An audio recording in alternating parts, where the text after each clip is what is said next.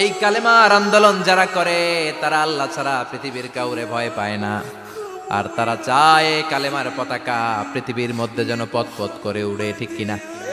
বাংলার জমিনে কালেমার পতাকা উড়ুক, আমরা চাই কি চাই না? কোনো একদিন এ দেশের আকাশে কালিমার পতাকা উড়বে, সেদিন সবাই খোদাই বিধান পে দুঃখ বেদনা ভুলবে।